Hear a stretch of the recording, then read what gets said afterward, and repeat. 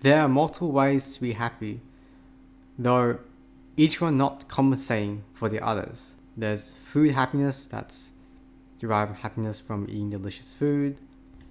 There's sexual happiness, and that's happiness from being sexually satisfied, and I don't really have to explain it, it's pretty obvious what it's about.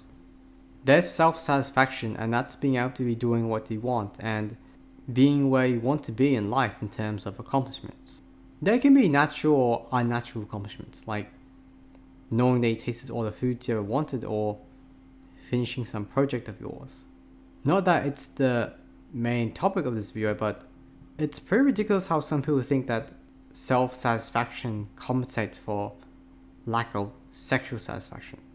Many people are out there trying to compensate with their careers for their lack of love life, and it never works. The fourth way is breaking taboos and escaping punishment. The reason no one talks about this is because it doesn't make for a stable or safe society. But I just tell you because I'm interested in min-maxing the lives of individuals, not of society itself. It's not exactly the same as power tripping, although it can be related.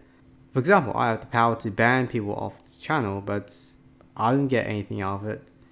Although, there's some people who do take pleasure out of banning people.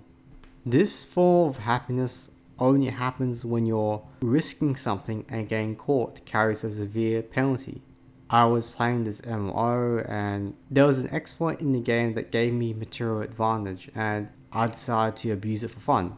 That's breaking the taboo, and the punishment for doing so would be getting permanently banned. A player mod logged in and they started lecturing me on bug abusing being against the rules, and I was unafraid because I knew they had no ban powers, and the developer of the game never bans people for bug abusing. So I just kept doing it.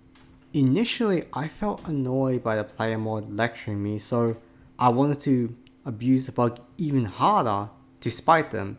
But then I started feeling extremely powerful. I was breaking a taboo in front of a player mod and was immune from the consequences of doing so. There's happiness from breaking a taboo and never getting caught, and thus escaping consequences. But there's a higher level to that, and that's breaking a taboo, getting caught, but still escaping consequences. I knew I was instilling a sense of helplessness onto someone who was supposed to be above me on the totem pole because they were a player mod, and trying to take the moral high ground. I'm happy that I got caught because that meant I got to flex my unpunishable actions over them. I know that some people are going to say, oh, it's just a video game, but I had invested hundreds of hours of my life into this MMO, so getting banned wasn't just some small thing. I was still risking my time invested into the game, and the time risked is what makes it feel so great. If it was a burner account or I had 1 hour invested into the game, I wouldn't feel such a rush from doing so. I recommend watching this video. What I did was relatively small and inconsequential. If I lost my account, I would just go do something else in my life. But doesn't that explain why people means transgress against society?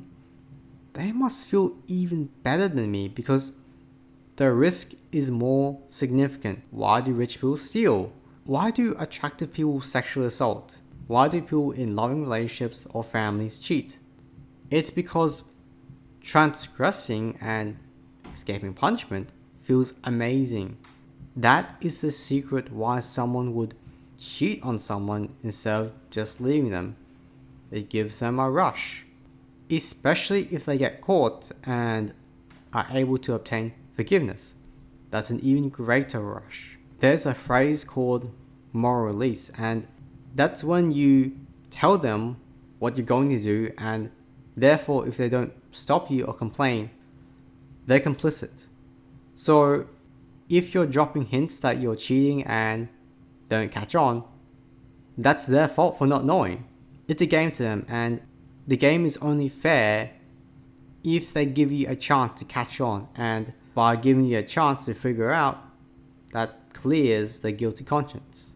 There isn't a specific term for feeling good for accepting consequences after transgressing, so I have to come up with a term myself. Empowerment from impunity is what I came up with.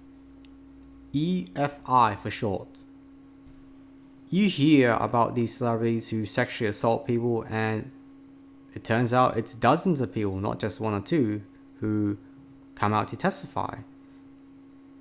If they would have only done it once, they would have gotten away with it.